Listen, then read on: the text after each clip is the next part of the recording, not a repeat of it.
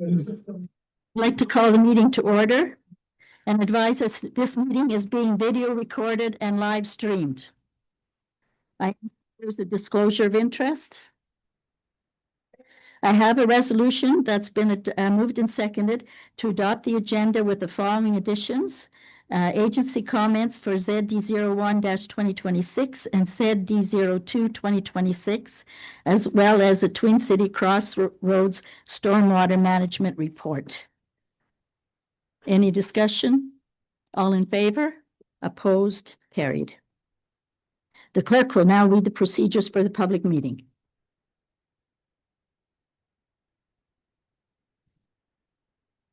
Okay, this is a public meeting to consider amendments to the zoning bylaw.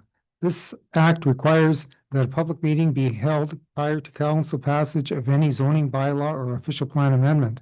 The rights of third parties to appeal decisions to the Ontario Land Tribunal have been restricted under the Planning Act.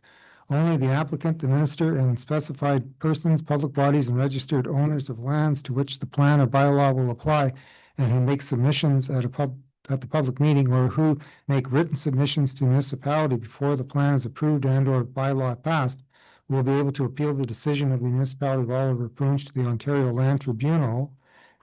And this is a public meeting to consider subdivision applications under bylaw 18-2023 subdivision applications public input policy. Municipality of Oliver Punch bylaw 18-2023 requires a public meeting be held for any subdivision application to receive input, including comments and questions from the public. Responses to comments and answers to questions may be provided at the meeting if the requisite information is available. Public input from the meeting will be reviewed and addressed in a planning report at a subsequent council meeting. Please note this public meeting is being held pursuant to bylaw 18-2023 and not Ontario's Planning Act. On November 28, 2022, the provincial government removed the requirement for public meetings on subdivision applications and eliminated third-party appeal rights of decisions on subdivision applications.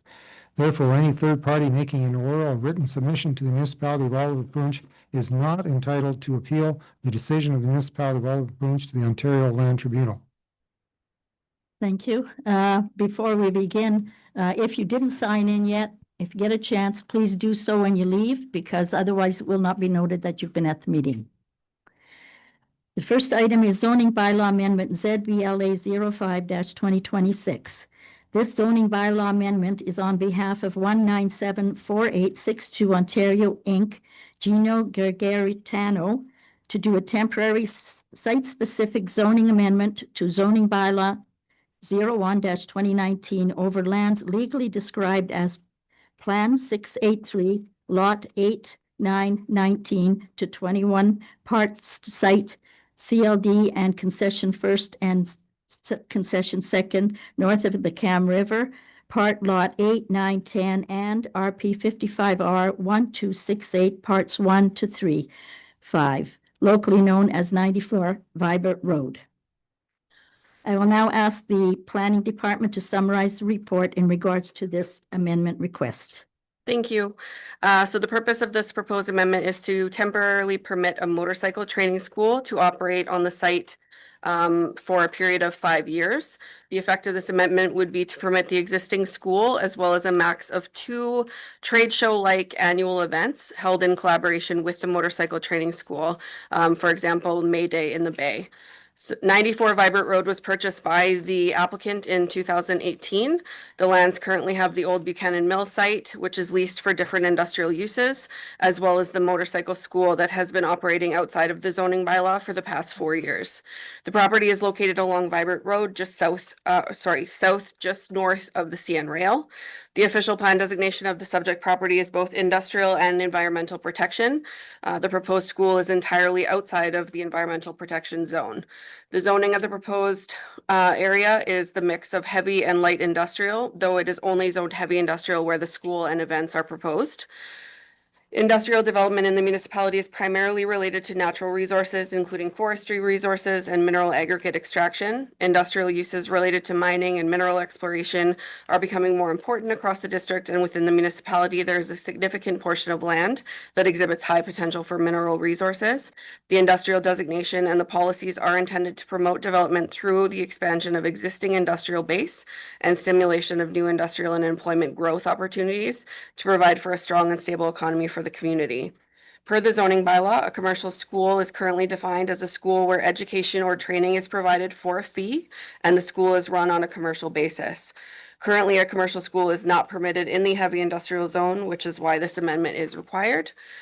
The temporary site-specific zone would be expressed in section 15, being exceptions of our zoning bylaw, and would read as follows.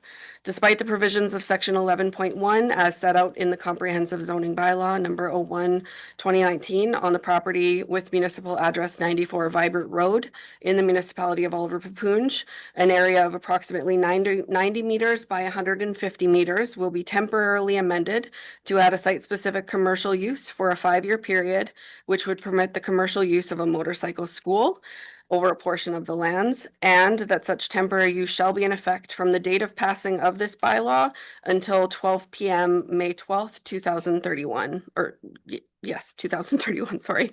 The intent of this application again is to permit the temporary use of a commercial motorcycle school over heavy industrial lands within the 94 Vibert Road property. The area this temporary zoning will cover is 90 by 150 meters. It is outside of the environmental protection zone and is fully situated on an existing paved area, perfect for motorcycle training. In addition to this endeavor, the applicant also requests up to 2 annual events in conjunction with the motorcycle school, May Day in the Bay being one, with a possible second event in the fall. Outside of the zoning amendment, which is the subject of this report, the lands are suitable to support the continued operation of this commercial school. If after the 5-year period the school wishes to continue, the applicant will be required to reapply for an extension of this temporary use. The municipality received comments from the Lakehead Region Conservation Authority stating no objections to the proposed amendment. The Ministry of Transportation stating the lands are outside of their jurisdiction and have no comments. And Red Sky Métis Independent Nation stating no concerns regarding the amendment. We did not receive any public comments. Thank you. I would ask the applicant if they would like to present any comments in regards to this application. If you would, please come forward. And you can sit there.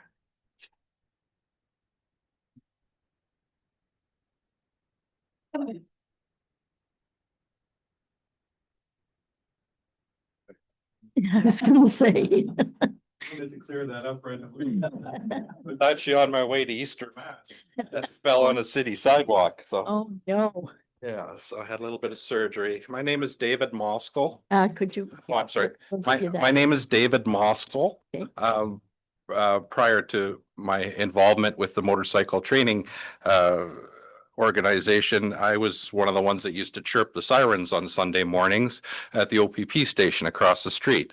So thank you for allowing us to submit our thoughts and our position. So the training school is not a racing school. So I want to make that clear. There were some comments out in the public that races were happening there, like races across the street, and that's not what we do. The school is under the auspices of the Canada Safety Council. So we have a very strict format on how we run our training. I'm one of the head instructors at the school, and I just want to assure everyone that that the movements of the motorcycles are very strict.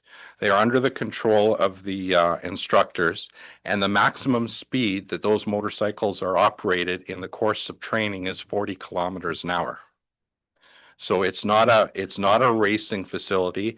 The grounds are not set up for a racing facility, nor could they be used for a racing facility. It would cost hundreds of thousands of dollars. We are a nonprofit organization, and what we do is we teach people who have never seen a motorcycle before to operate a motorcycle safely in order to get to their next level of their licensing. So people come in with they write their M1, and then when they take our course, they're eligible to graduate to an M2. So this is a safety program. This is an educational program. The facility is also used again for trade shows. So we invite area businesses, we invite area vendors to come out, display their wares, try and build some continuity within the bike community, try and enhance sales and try to build for the community.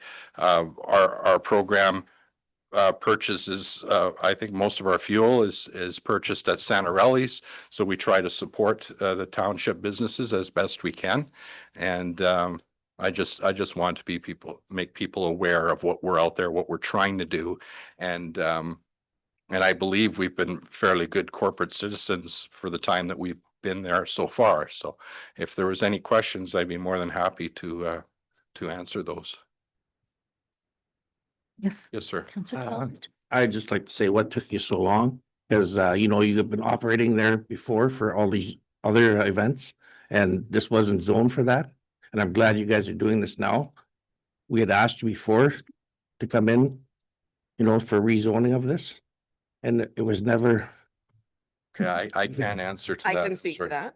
Mhm. They are not the owners of the land. The owners of the land were the only Yes. ones who could apply. Okay, but I know, but undoubtedly Greg was running the school. He knew what should have been done. And I'm sure that he was aware that the land wasn't properly zoned at that time. I'm glad you guys are doing it now, Okay, but we had sent letters before. I'm sure we can confirm it with the CAO but to the owner that, you know, this wasn't being done properly. That's all I'll say. did the letters go to the land, to the property owner, or did they come directly to us? Okay. However, I will also say that when this first started, it was meant to be tied into that proposed subdivision that took place in 2022, I believe, at that property. And so we had said that we would allow it until such time as we could make a condition of consent, the zoning. But it has taken too long. So now Yes, we're going this it- route. This could have been just done so much smoother is all I'm saying. So I apologize for that, and I hope. Glad we're moving ahead with it. I hope we can Thank make you. it right. Thank you, sir. Okay, Councillor Peacock. Thank you. How often is the motorcycle school offered? So we set up our courses, we kind of accordion our courses, so they're not every weekend, they're not on long weekends, but it's based on demand. So we'll set up different points throughout the season. Sometimes they'll run, sometimes they won't, depending on demand, because we have people coming from all over the region. So we kind of look at, I'd say it's safe to say that every second or third weekend there would be a course. And it's strictly weekend courses then? We have some midweek courses, but those are very rare. And again, those are based on demand. So if we don't have them, we won't do them. We're a nonprofit, so we're very prudent about how we allocate resources. It's demand driven. And I also note that in the application, it indicates that you would like to have a couple of different programs offered at the site. One of them being the golden helmets that you're proposing to come this year. Is that true? We put in a request to have the OPP golden helmets come up. As you can imagine, it's quite an adventure to get them up here. It's a long way from where they're based in Aurelia, but we have asked for them to come out, and that would be open to the public, and we would be advertising that once we have confirmation that would be in place. Yes. And any other type of things that you would offer? So we're always looking different ways to attract people to the sport, if you will. So we're always looking at either different displays and different trade shows. If we can come up with some sort of trade show to bring vendors in, that really drives the event piece, is to bring business in. I just had one question in regards to the school. How many students do you have at at a time? Well, at a time, we would run approximately 25. 25 is kind of our sweet spot. We've run them as high, I believe, as 30, but 25 is kind of where our sweet. And they're all operating, so I want to make clear, they're all operating little motorcycles. Like they're not operating racing bikes, they're little 125 dirt bikes and 250s. So they're not high performance. They're not, this is more about teaching the very, very basics, so that when people move on, they know exactly how to operate. Any other Councillor Campoff? A question for the planning department or its other staff. Have we had any complaints about this organization in the past? No? Okay, Never. thank you. And you've been there for 4 years? I believe we left the in- college and came here 4 years ago. 4 years yeah. ago, yes. Yes, just a couple of questions for clarification. First of all, most of that you're allowed under the, except for the training, of course, and motorcycle related events, okay? So that's the question it's going to have. Hours of operation and the number of times, you've stated you have, so you might have some during the week, some weekends. I would like to see a set amount of days that you're going to have it like we have with the race car people here, so we can control it somewhat. So, and I need to know the hours of operation when you're going to do this, each and every one. And then we should, I think the noise bylaw has to come into effect with this. I believe that will be discussed. Or if it's not, it definitely should be a part of this settlement. And liability insurance, will that come on our hours? It did when you asked before. Now, once it's approved, then that's their problems, then we're out. Okay. Not our So those are problem. the two issues I have, is the noise bylaw has to be in effect. And I need to know exactly during the course of the year, how many events you're gonna have. Well, again, that would be a accordion. Our website shows the available dates. Okay? Some of those may not happen, or we may add an extra one.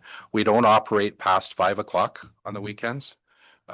So there's no, and during the week, we don't operate past, any course would be ending before 9 o'clock at night. Okay, if you just make them act, that's where I have a bit of a problem. We may add. I'd want no may add to it. I'd rather you put in extra days in it so we know exactly how many you have a year, Sure. rather than just saying we're gonna have 2 and you end up at 5. Oh, no. See what I'm saying? I see. So put what you need to have in there, and if you don't have it, then that's fine. But We have need to that. know the number. We have that on our website. Wonderful. We have the exact number. Yep. Thank you. Yes, sir. All righty, any more questions? No, all righty. So now, thank you very much. Thank you, Your Worship. And we would like to ask any person that has an objection, you can go and sit back in your corner. If you can get.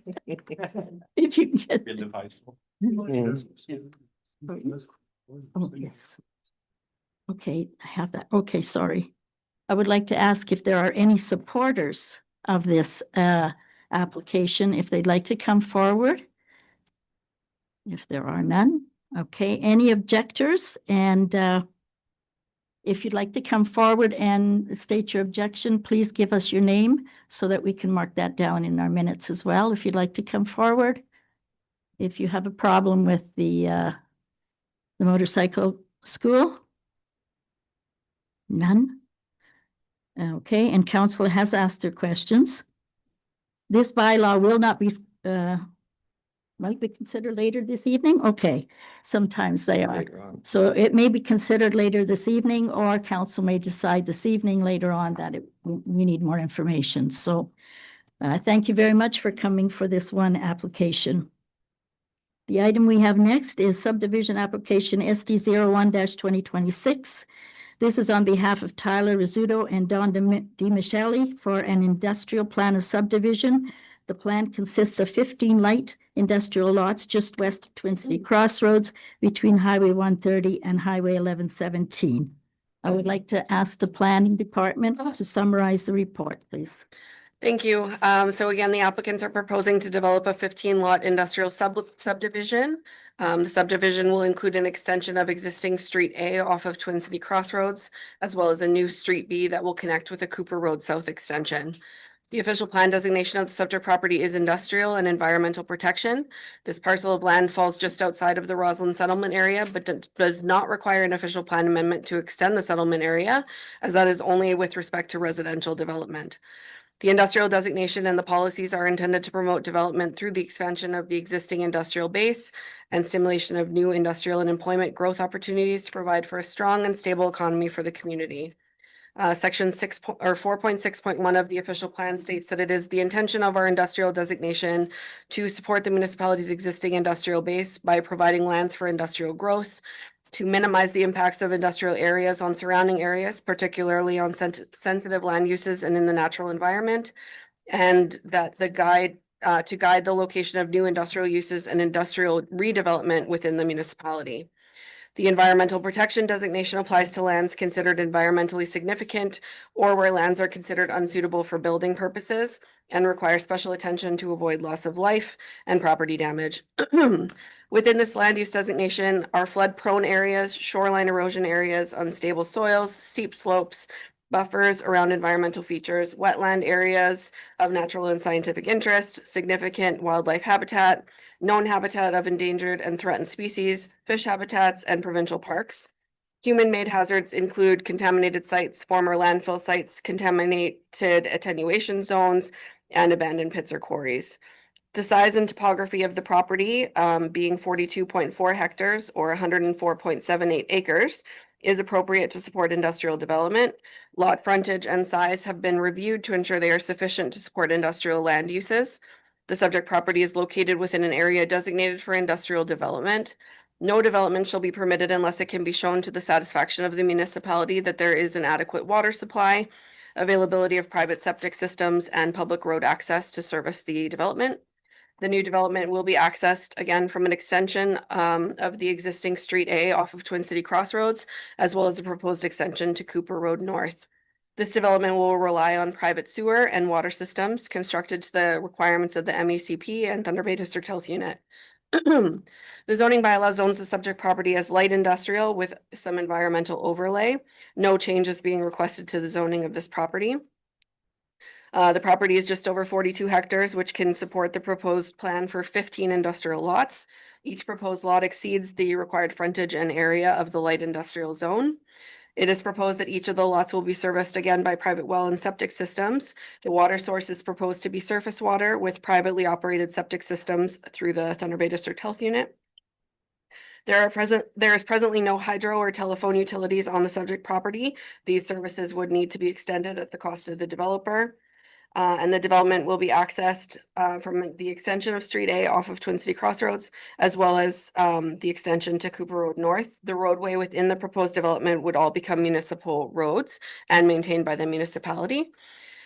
The following studies were submitted with the application. A hydrogeological report was done by North Rock, which concludes that the subsurface conditions appear suitable for the installation and operation of private septic systems. Groundwater levels are sufficiently deep to provide the minimum vertical separation required between the infiltrative surface of the leaching beds and the high water table, consistent with OBC and MECP expectations for on-site sewage disposal. The proposed subdivision is capable of being serviced by individual private water wells, and no significant limitations were identified that would preclude servicing the lots with the private wells or private sewage systems. Overall, the subdivision can be serviced using individual private well and on-site sewage, provided that the water use demands and sewage loading rates remain within the identified capacity limits for each lot. It also provides that the following recommendations that should be undertaken after draft plan approval to inform the final subdivision agreement and ensure compliance with MECP guidelines, which include the on-site wells being resampled for groundwater chemistry while pumping. Static water levels in existing wells should be measured in early spring to confirm the seasonal high groundwater table.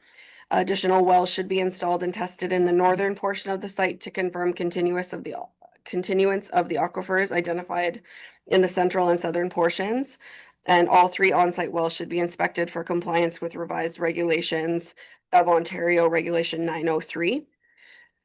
We also received a natural heritage screening, which was completed by Stantec Consulting, which concludes an impact assessment is required to determine potential impacts in or adjacent to the environmental protection areas, unevaluated wetlands, fish habitat, surface water drainage features, water bodies, SAR, SWH, and provide appropriate mitigation measures prior to development. A draft stormwater management report was provided to us yesterday, also prepared by Stantec Consulting, but it's not yet complete. It does suggest that each lot will be required to implement lot level stormwater management controls to address both water quality and water quantity. These measures will be designed to match pre-development peak flow conditions and achieve the Ministry of the Environment, Conservation and Parks enhanced protection criteria, including the long-term average removal of 80% total suspended solids. The proposed stormwater management plan satisfies the water quantity control requirements associated with the development of the ROW, with post-development peak flow rates matching pre-development peak flow rates for the 2-year through 100-year design storm event.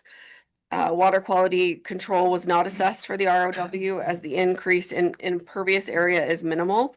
Additional water quality benefits are anticipated through the use of proposed on-site drainage swales and the existing network of downstream ditches prior to discharge to the receiving watercourse. And the proposed culverts have been sized to meet MTO design criteria. We received agency comments from the Ministry of Mines with no issues identified.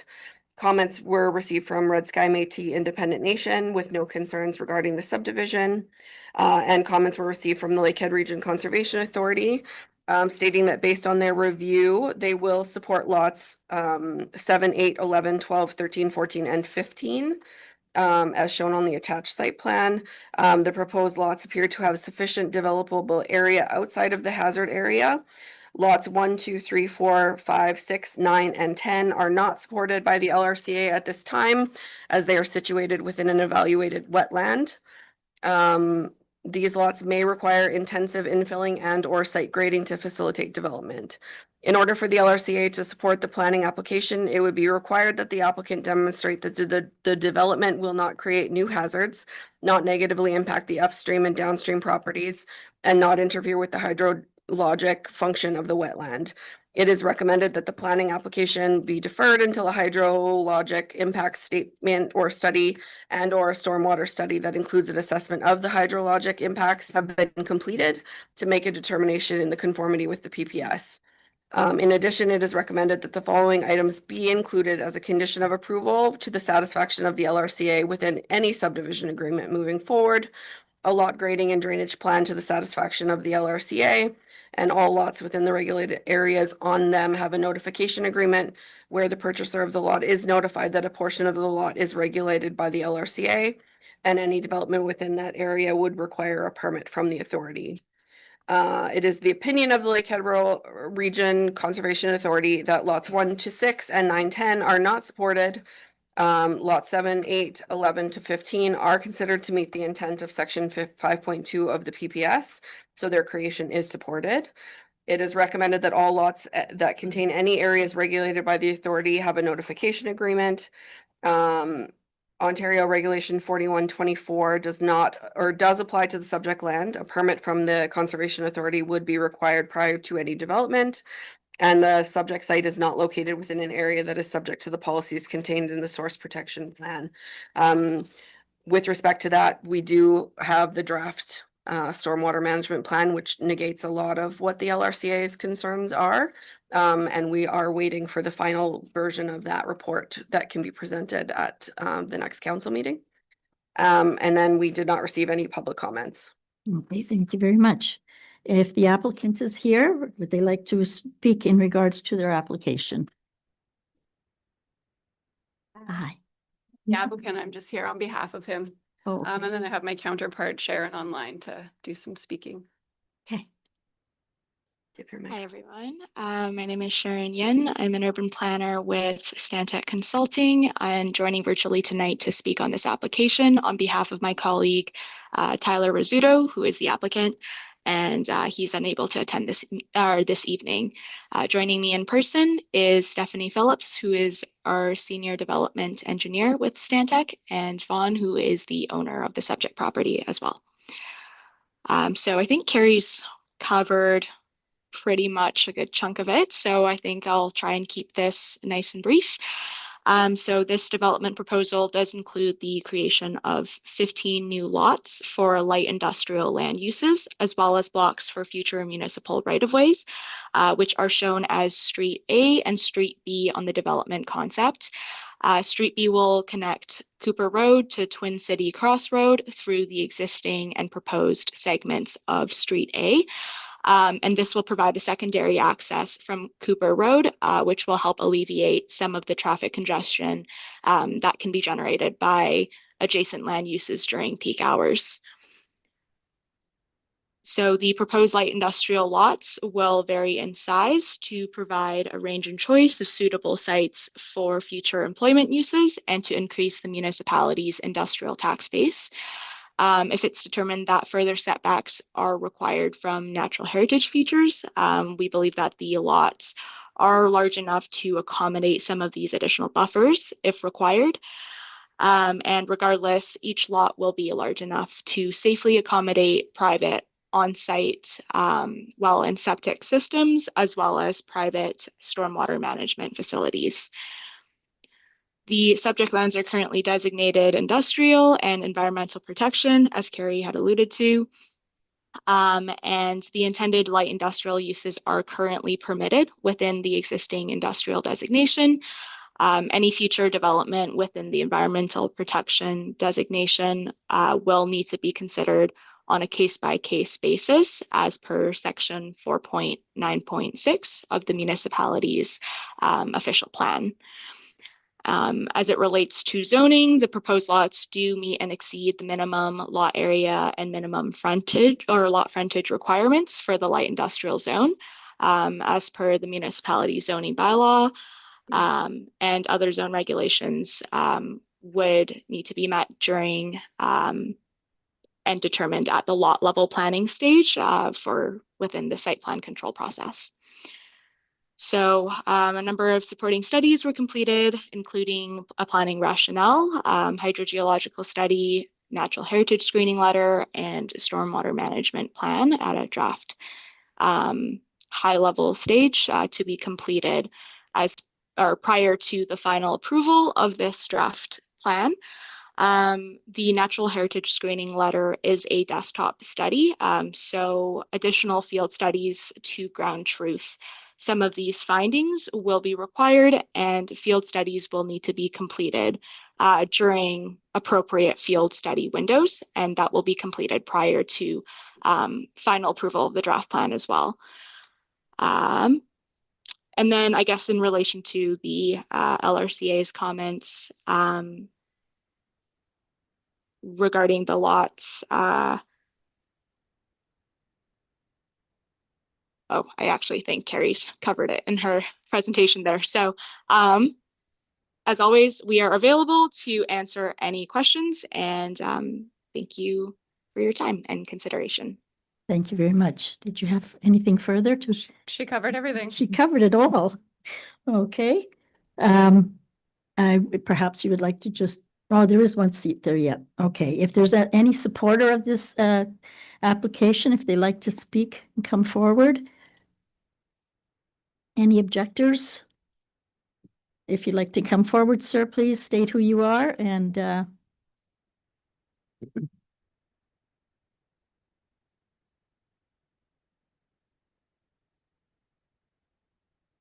Thanks. Good evening, Mayor and members of council. For the record, my name is Rick Potter. I'm here to express my opposition to the proposed subdivision application in its current form.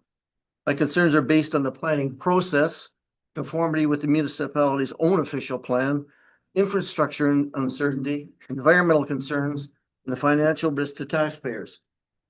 Firstly, the proposal does not conform to the current 2018 official plan of the municipality of Oliver Punj. The applicant themselves acknowledge this. The planning documents state that an official plan amendment, respectfully, Carrie, may be required to expand the Roslyn settlement area, and an OPA application will follow the draft application. There is no doubt an OPA is going to be required. The most important statutory provision is section 5124C, which states that in considering a draft plan of subdivision, regard must be had to, quote unquote, whether the plan conforms to the official plan. This does not. That application sequence is fundamentally backwards. Progressive municipalities across the province require this. For example, the city of Vaughan draft plan of subdivision page states that subdivision review ensures that the proposal conforms to the official plan and complies with the zoning bylaw. Section 5124B specifically requires consideration of whether the subdivision is quote unquote premature in the public interest. We've not only heard about the planning concerns, we've now heard about LRCA concerns, adjustments to the lots. Again, in this application, the council is being asked to consider subdivision approval for a development that does not currently comply with the municipality's own planning framework. Planning does not have the authority to circumvent that. Secondly, there are significant unanswered questions regarding road access and infrastructure. The documents indicate access will occur through extensions of municipal roads, including Street A and Cooper Road.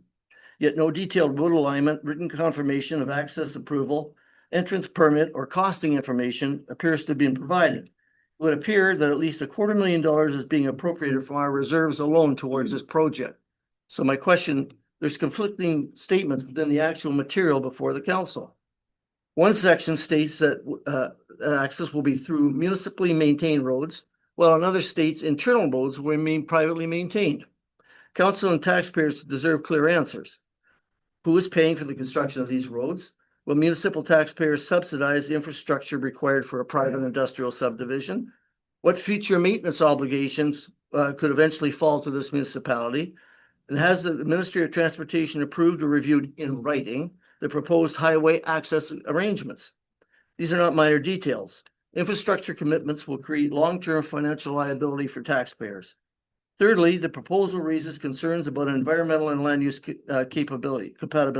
We've heard about this already. The subject lands include environmental protection areas, and not just a little bit, a significant portion of this property that affects the large 42 hectare parcel adjacent to environmentally sensitive lands. This is not minimal at all. It is an area clearly defined in our official plan, and planning seems to want to ignore. We have already seen the adjacent wetlands to the west completely infilled, right up to the highway now. The planning report states there are quote unquote no glaring planning issues other than the possible official plan amendment required. Respectfully, the possible need to amend the municipality's official plan is not a minor issue. It is a major planning issue and should be a cause for concern. Our official plan exists to provide orderly, logical, and transparent development across the municipality for everyone. Approving subdivision applications before confirming conformity with the official plan undermines democratic public confidence in that process. Finally, while economic development is important, economic development alone does not justify bypassing the proper planning sequence or exposing taxpayers to uncertain infrastructure costs and environmental impacts. That is not planning, it is reaction. Council should require completion and approval of any required official plan amendment and zoning bylaw amendment first and before anything moves forward. Full clarification should be provided on the road access approvals, costing, jurisdictional requirements. Clear disclosure of all municipal financial obligations in this endeavor. Further environmental review where sensitive lands may be affected. A planning process that follows the municipality's own policies is in the proper order. For those reasons, I respectfully ask council not to approve this subdivision application in its current form. Thank you. Thank you very much. Are there any other objectors that would like to speak in regards to this application? As there is none, does council have any questions of the applicant? Stantec representative is here, and there's also one online. If you have any questions, Councillor Kemphoff. So just to clarify, your stormwater management report didn't get to the LRCA before they offered their opinion? Nope. So, Not yet. and you're confident that it's going to alleviate their fears? Is that Yes. what we're looking at? Yep. Okay. Thank you. Any other questions, Councillor Peacock? Thank you. Perhaps this isn't for the developer, but for the Director of Operations or Administration, who owns Road A?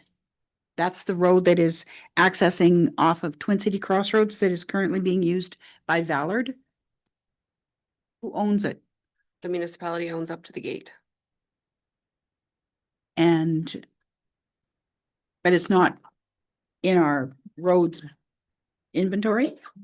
Just strictly, basically 66 feet off the road? Through the chair, the road extends to the point that it was developed before the Valor property was developed, and we do have ownership, and it is listed as an unmaintained open road. Okay. And is it wide enough then for the? Through the chair, yes, it is. Another question that I have is in the application, or sorry, in the planning report on page 51, it says, from the planning department, it says the roadway within the proposed development would not become a municipal road and would be privately maintained. Which is why I presented that it would be a municipally maintained road. It was an error in the report. Thank you. And I was going to say, we can't issue building permits without frontage. And also without MTO comments, with regard to Highway 130 and increased traffic, I feel that we should have something from MTO as well as possibly a traffic study. The MTO Preferably has, done on Wednesdays. the MTO has had a list of all of our proposed development, which is why they're doing that intersection project, or partially. They are well aware of this development and have not required anything to date. So do we have to apply to the MTO to have that driveway altered? To make it into a possible road, but it says Cooper Road South in the report, but I believe you want it to be Cooper Road North. Through the chair, those talks started about 3.5 years ago, if I'm not mistaken. And yes, we put money in the budget. Through the chair, there's no money being expended this year at this time until the developer agreement, and council will be fully aware of the dispersals at that time during the developer agreement. Any other questions? Councillor Liss. Yeah, just, most of it have been, addressed already, concerned on the issue and so on and so forth, but yes, I had a concern about the roadways and so on, because it's spelled out, some will be municipal, some will be private, and I think we'll get clarification when we get closer to that. I hope we need to have definitely clarified who's going to be responsible for what roads and where at. And as far as the rest is concerned, I think there's a ministry that will control most of it, but that'll be out of our hands, that we can't touch it anyway, so as long as they abide by all that the ministry requirements are, that'll keep us fairly safe, I would think. Yes. Thank you. Yes. Sorry, I'd just like to correct or clarify a statement that the Director of Operations just made.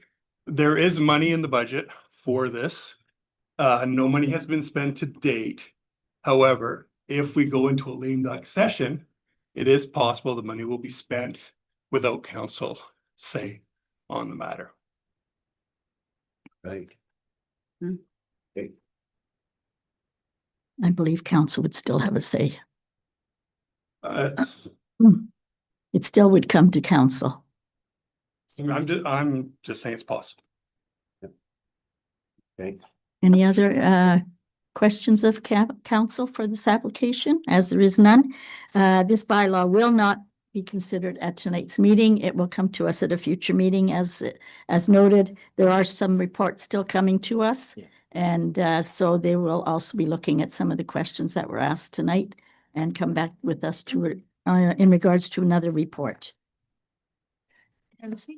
Yes. Will the public be then offered an opportunity to speak again with regard to this application when we go to vote?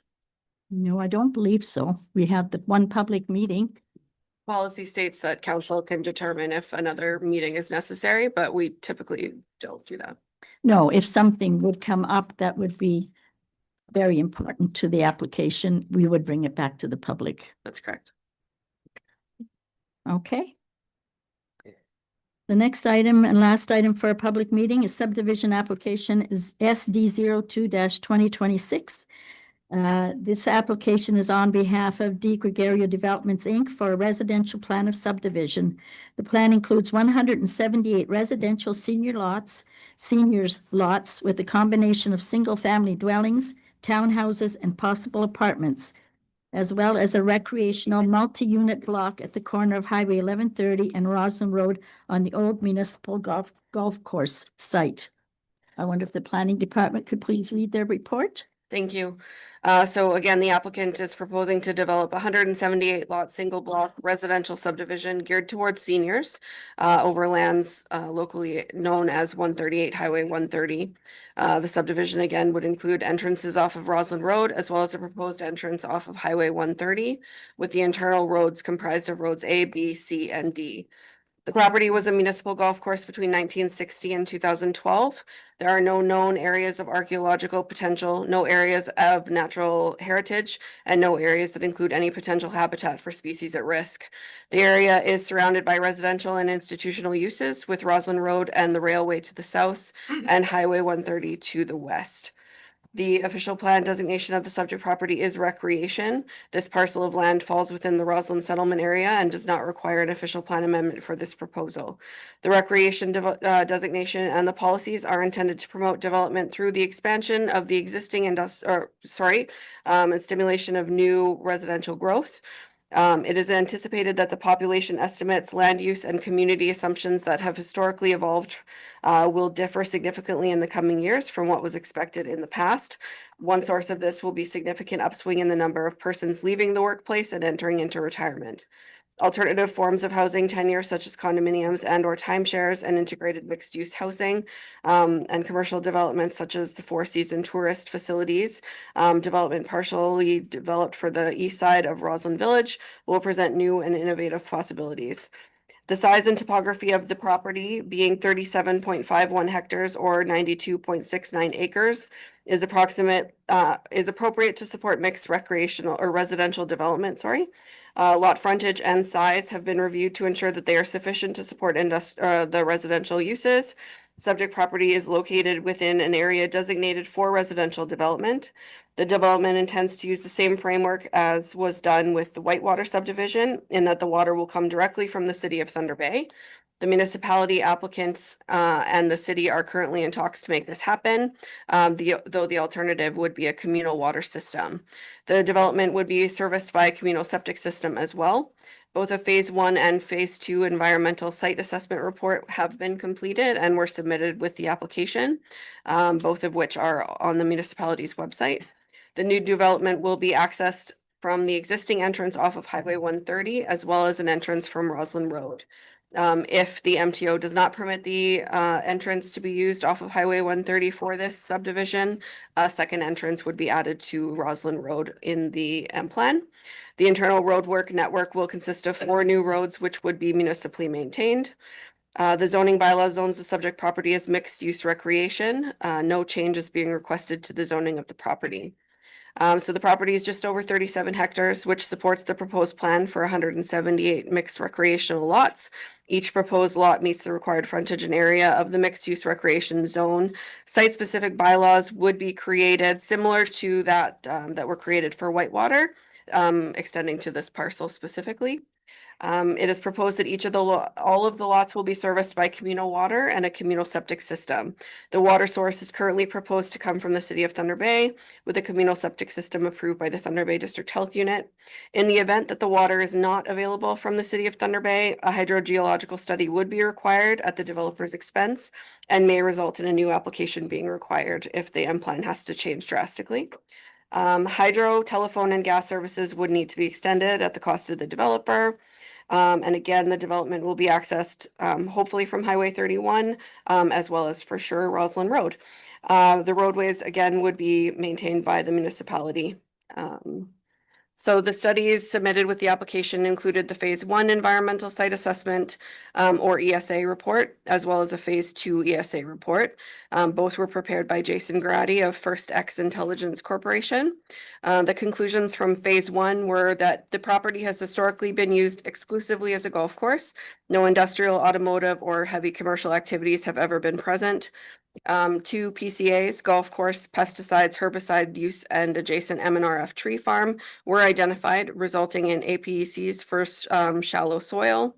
The property is otherwise free of documented spills, USTs, waste sites, or regulatory non-compliance. The site is considered suitable for residential redevelopment following the completion of a phase 2 ESA to rule out the PCA. The final conclusion of the ESA phase two. The phase two demonstrated that the former municipal golf course property is not impacted by contaminants associated with the historical uses. And the property meets the table 2 site condition standards for residential parkland institutional land uses under potable groundwater conditions. The full studies are available on our municipal website. We received agency comments from the Lakehead Region Conservation Authority stating no objections or concerns to the approval of the application. Comments from the Ministry of Mines identified no issues. The Red Sky Métis Independent Nation stated no concerns with the proposal. And we did receive a letter from the City of Thunder Bay on May 11th.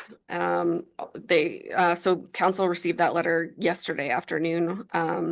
So they have objections regarding the use of the city water, as they do not correspond with interactions amongst the developer objections regarding the use of city water do not correspond with interactions among the developer, administration, and other city officials.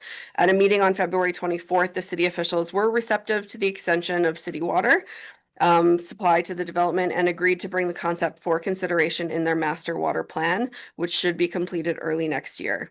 Another criticism in the letter is regarding the use of city water with private septic systems, which is baseless. The proposal calls for a communal sewage system, so there is no conflict with the provincial planning statement. And no comments from the public have been received. Okay, thank you. If the applicant is present, would they like to speak on the application?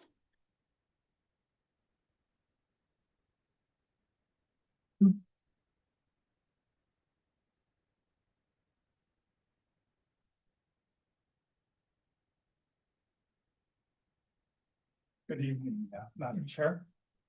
My name is Silvio Di Gregorio. I'm appearing on behalf of the applicant.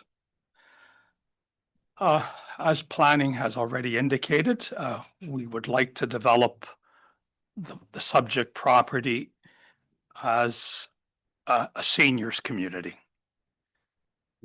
Our proposed draft plan shows 72 individual smaller lots, which are intended to be developed for affordable housing and smaller homes that would cater to the seniors community. We also propose to construct approximately a 24-unit resort on the 12 acres that is designated recreational. The resort would be furnished units that could be rented for short-term by local residents and visitors to the city. The resort will also have a coffee communal room that would be used for the seniors living in the resort and in the community, sort of a recreational room for whether it's bridge, coffee, whatever it might be. On top of that, there is about 105 larger lots that will accommodate those wishing larger homes or more privacy. The 12-acre recreational space will have walking trails, biking trails, raised gardens that could be used to plant flowers or vegetables for the people in the area. It would have a bocce ball court, a horseshoe pit, putting green, and pickleball court. We tried to come up with activities that are non-consumptive, that would not require a lot of cost or maintenance, but at the same time available and appeal to the possible residents, which is mainly seniors. The homes in this community will be fully serviced with both sewer and municipal water. The sanitary sewer would be piped across Roslyn Road to end up in the old gravel pit that Whitewater's located on in the lower part. We've had an engineering preliminary study conducted on that, and they've come up with a size and a capacity, and there is no issue with that. The municipal water will be provided by an extension of the water service from the Whitewater golf course. We have started communications with the city of Thunder Bay. We do not have approval. However, they said that they would consider it in their expansion plans to see if there is capacity and whether we could. We would expect a condition of draft approval would be the obtaining of this water permit from the city. In the event that an agreement for the extension of the water service from Whitewater would not be obtained, then it would have to come back. We would have to provide a hydrological study satisfactory to the municipality, and that would indicate what would be permitted, and if anything has to be changed at that time, we would have to amend and resubmit a draft plan. As part of that communal well system, we would construct several wells. The study would indicate we do have some existing wells on the property that have tremendous capacity already. I think there is one well on there that has an excess of 20 gallons per minute. The indications that we received is that it's there, but that is not what we're proposing at this point. Our preferred option is to deal with the city, but in the event that it isn't, then we have to come back to the municipality. We would have a communal well service using several wells and storage capacity and treating whatever would be required. The project sounds like a lot of units, but so was Whitewater. Okay, the take-up is not expected to happen overnight. You know, we would expect probably that this would take about 15 to 20 years. The take-up would probably be 7 to 10 units per year. We thank you for your consideration, and I'm happy to answer any questions that council may have. Does council have any questions of the applicant? Councillor Viss? Yeah, just a question on your septic system. Is it very similar to what you're operating under Whitewater system now, or are you just going to have a field and flow out system out of this project you got? Through the chair, the current system at Whitewater is a full sewage treatment plant. Yeah.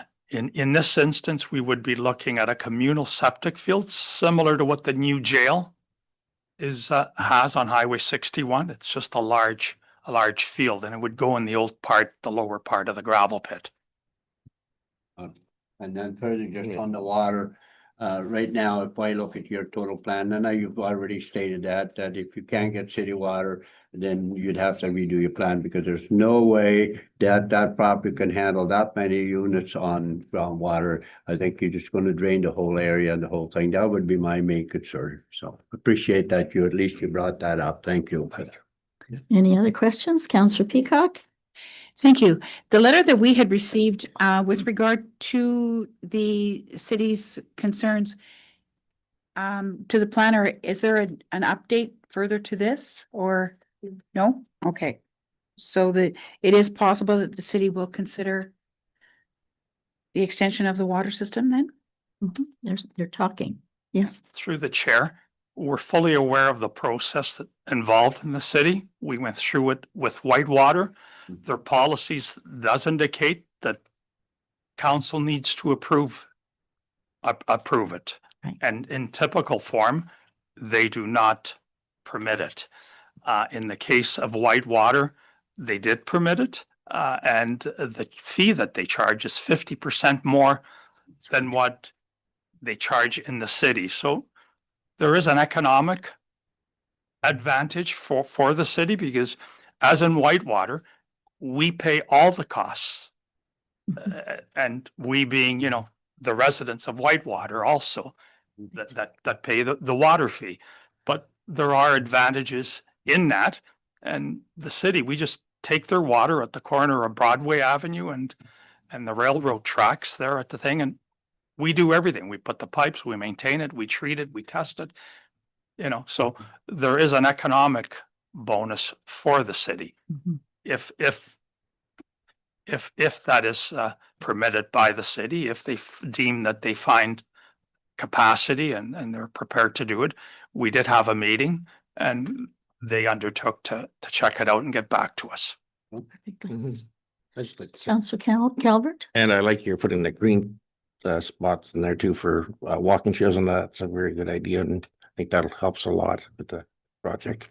We're trying to make this a seniors friendly community.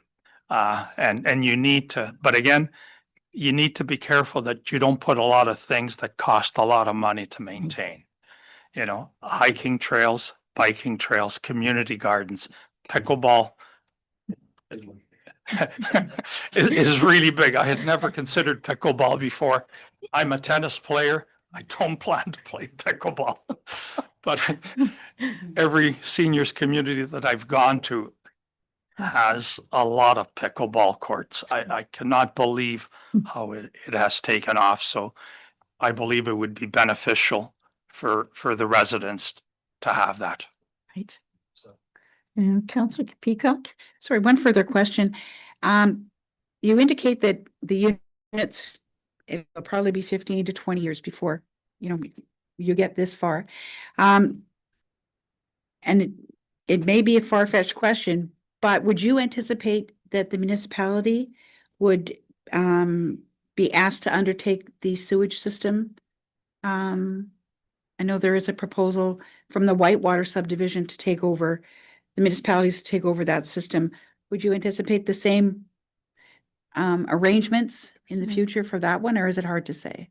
I would think that probably that is the way it would end up being. The municipality would take it over, but it's a lot more economical to look after a septic field than it is a sewage treatment plant. Right. And essentially, at the end of the day, the cost for providing that service is passed on to the residents through the supply of water.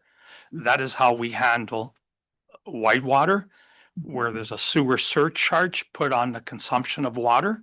So it doesn't end up being an obligation for the municipality because the residents in the community pay for that. Thank you. Okay, any other questions? No, as there is none, thank you very much. And I would ask now if there are any supporters in the audience that would like to come up and state their thoughts. Are there any objectors in the audience that would like to come and state their thoughts? Yes, sir.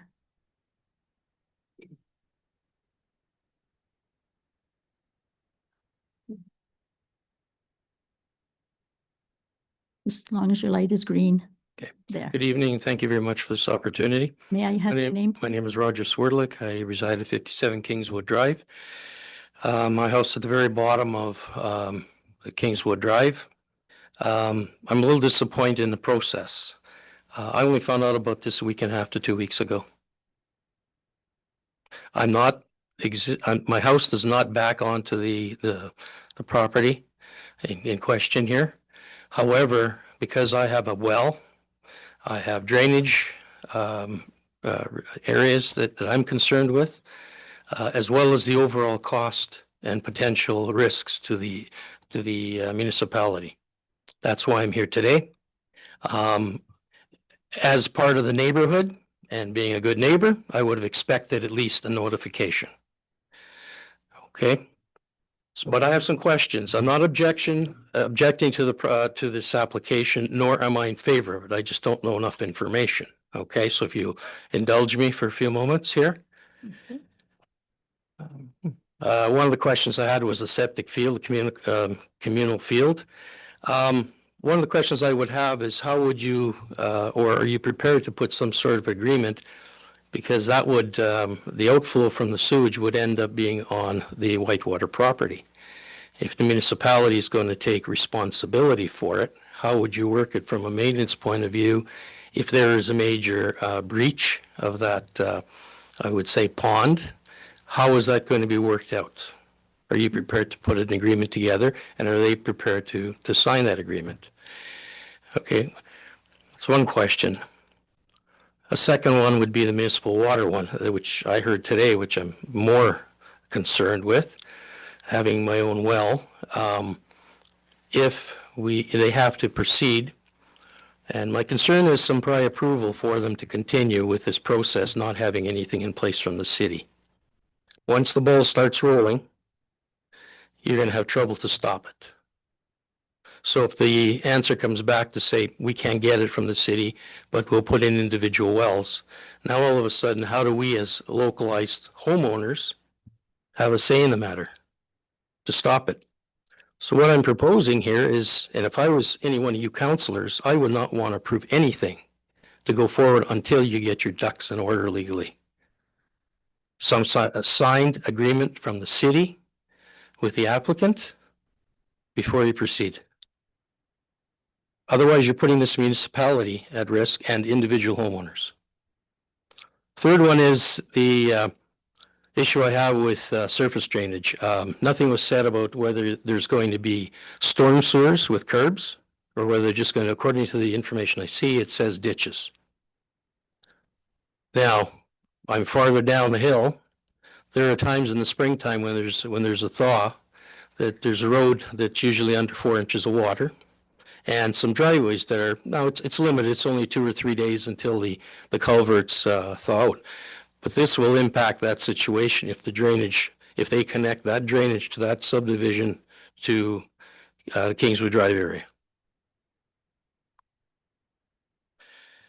And I guess one other question, you're mentioning about an apartment building.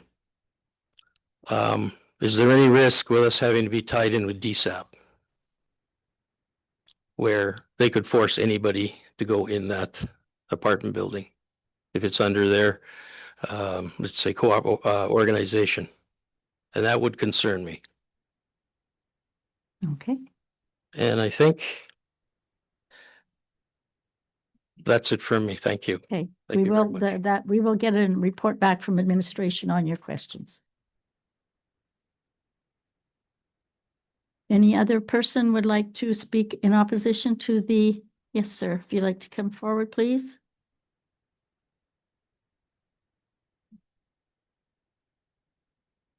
Thank you for having me here today. I live right beside the golf course. Could I have My name is Marvin Cowie. Okay. My property butts right up to that golf course. When I bought the property, it was worth much more because it was a golf course. It was a quiet area. I think if you build all those houses in there, that's going to devalue my property. If you're thinking of putting wells in there, I'll have no water because I'm struggling now at times. If you talk about a septic, the way he's proposed to do it, that affects the water all around the area, not just beside that zone. That affects the water level right across the board around there. Mm-hmm. So I'm very concerned about that. And we never mentioned anything about having privacy around there, or I'd be concerned about that. I have 9.8 acres right beside them. And what's that going to do to the value of my house? That's my concerns. Okay. Thank you. Thank you very much, sir. Does anyone else like to speak in objection to the application? As there is none. Oh, I'm sorry, I didn't see you. Come and sit down. You were in the hall. It's hard to see through the walls. I'm sorry. Hi, my name is Patrick Price. I live on Highway 130. And just listening to the proposal, my main concerns are the septic treatment facility. It's confusing to me why there's a septic treatment center or facility for Whitewater, but there's not one proposed for this. And just listening to where it's going to be placed is pretty much right across the road from where I live. Mm-hmm. So I'm concerned about the drainage going into the underground water. Another concern I had was the traffic increase in the area. I know for a fact like how busy the road is already on Highway 130 and the amount of collisions that do occur. And I think the increased traffic will be pretty significant concerns that I have. I think that's pretty well what I want to express. And as Okay. far as like crime too, like an increase in crime in the area, how that's going to affect like the budget for increased police presence in the area. So I think those things should be considered as well. Yes, thank you very much. Okay, thank you. Thank you. Is there anyone else in the hallway? Can't see that would like to speak? Yes, ma'am. Please come forward. I live right No, behind. just wait till you're sitting down so everyone can hear. This is for those that are watching they can hear you. I live right behind the fifth hole. And there is 3 lots. There will be at least 6 behind me before you get to cross the street with all the others. Yeah, the amount of people that are going to be trying to get in and out of there, you look at the cul-de-sac, it's almost, the only way you're gonna get out of there is either go to the end and turn around, or especially if you have a lot of vehicles in there. Putting 2 entrances off of Roslyn Road, that one is just past the fence of the actual end of the golf course, 1 lot road, where you can put the other road. The nice little part in the middle with the trails and everything, who's going to take care of all this stuff? The trails, the bocce court, is he gonna have an OHA? Or are we going to have one? Because the people that live there, I can't see them going out there, especially if you're talking seniors. We're not gonna go out there and clean trails, clean up bocce courts, et cetera, et cetera. I'm concerned about the water too, but still the other stuff, it's not logical. In the States, you'll have an OHA that does all that for you. You want to have a room where you can have things. Who's going to make sure somebody takes care of it? It's clean. You don't leave garbage around after.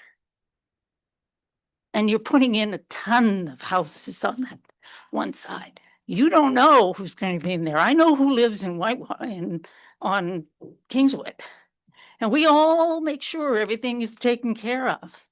There aren't fences all over the place. The yards are all clean. Everybody cares about their house. I don't know what's going to be back there. You can say seniors all you want. I don't see how many seniors are going to buy some of those lots because they're not going to be cheap. And I have to build another house. I may as well stay where I am. And I can't, who's going to buy those lots? The other subdivision off of Pennock, at least I'm leasing it. The costs are already there. I'm not building it either, so I don't have to buy it. But how many seniors in this city are going to buy a lot and build a big house on those big lots? And then if I buy a lot, I can build a house and resell it. You don't know who's going to buy that. It could be a family of 10 for all I know. If you want to keep the subdivision in a certain area to go with the rest of it, we're all concerned if we live on Kingswood Drive. I know that. Okay. I'm not opposing if things are explained. It's nice.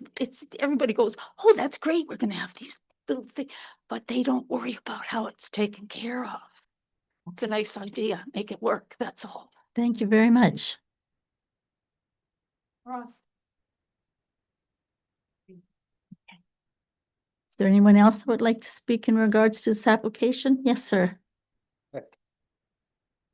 We have your name, please? Yeah, my name's Richard Kramer. I'm at 35 Kingswood. So mine and my wife's property backs onto the proposed development.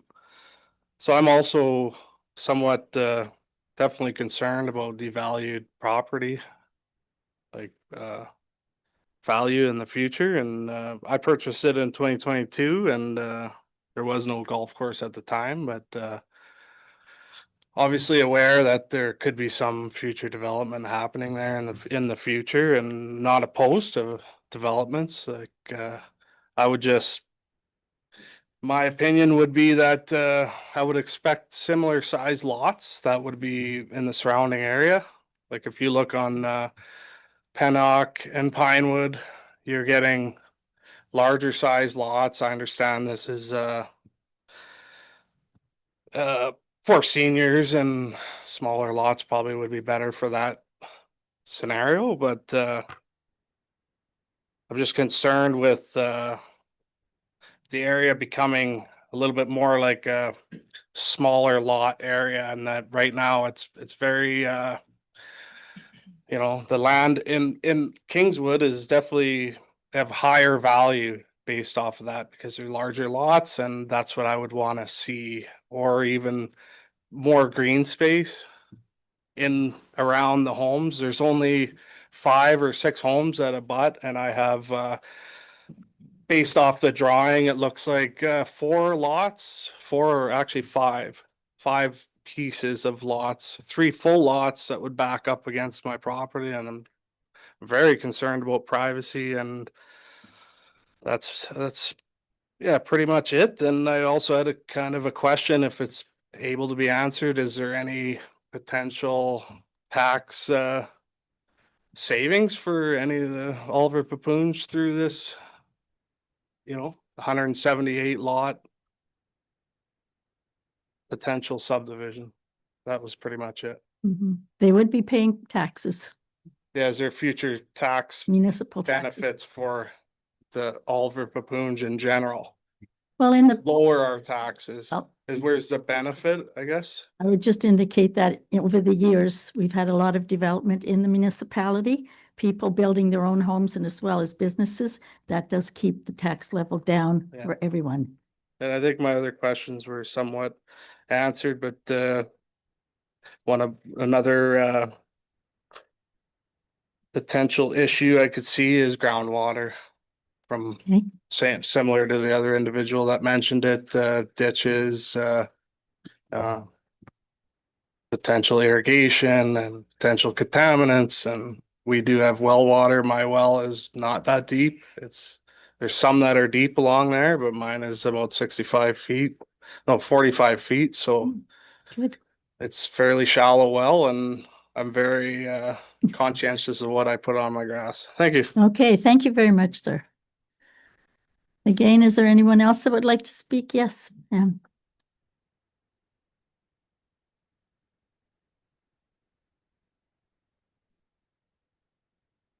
Hello, my name is Trudy Visser. I live on Highway 130.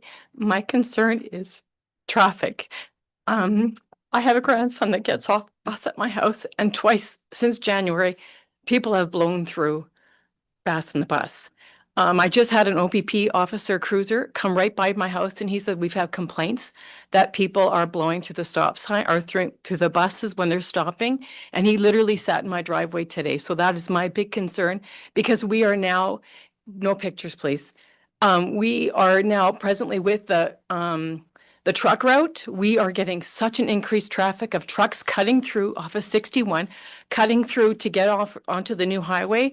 They're pulp trucks, they're transport trucks, and they're doing it all time of the day, but lots times at nighttime between like 2, 3, 4, 5 in the morning, increased traffic on there. So my concern is that all this traffic that we are going to get on 130, even though it's 60, there's more residential houses all the way down 130 than we have. So my concern is that Traffic. yeah, traffic. Okay, Okay, thank you very much. Is there anyone else that would want to bring up something new? Yes.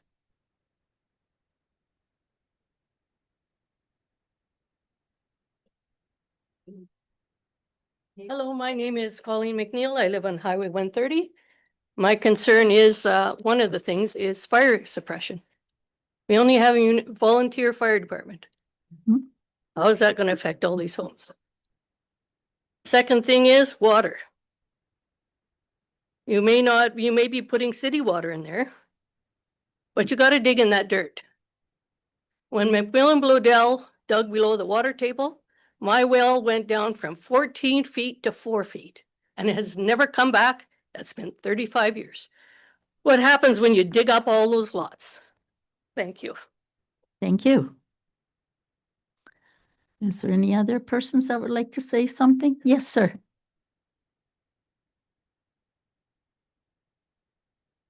Hi, my name's Mike Pollock. First of all, I'd like to start off by asking council, how many council members live in this immediate area? Are there any?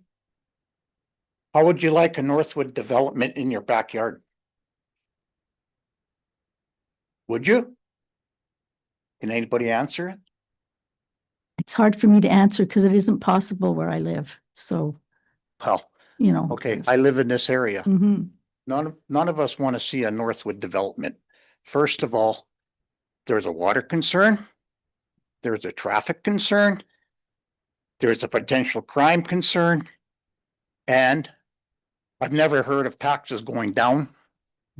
So it'll be increasing the taxes to all the immediate people in the area. That's all I have to say. Thank you very much. Thank you, sir.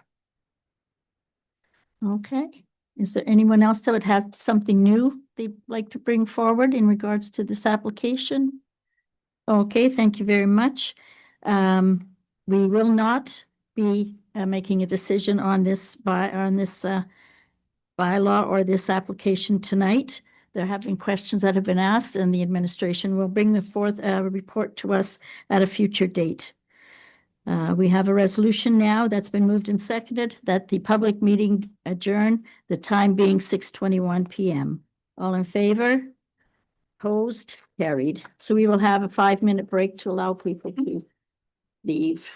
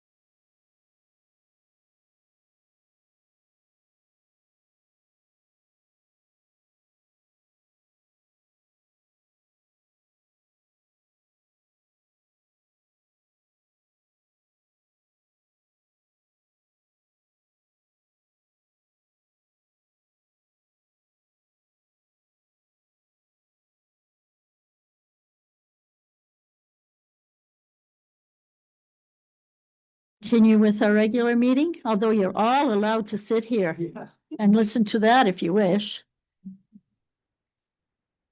Okay.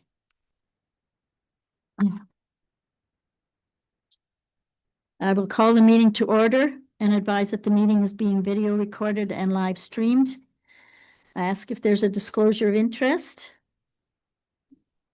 You do? I do. Which one would that be? It's item 9C, which is discussing the NOHFC project. Okay, 9C. I will. We will circle that and it's just, bylaws, so, yeah. Yeah. So we, I don't know if you have to leave, but you definitely can't speak I to won't it. speak on it. So. Okay, so we have you have one? No. I don't have a conflict, but I had a request to move to a closed session on a portion of the agenda. That can be brought forward once we get to the topic if you wish. Okay. Okay? Yep. It is allowed. Okay. Okay. So I have a resolution to adopt the agenda as presented. Is there anything new you would like added? All in favor? It's been moved, seconded, and approved. No deputations this evening. The first item we have is the approval of the minutes of the council meeting held on April the 29th. If the motion has been moved and seconded, were there any errors or omissions? That's page 11 to 22.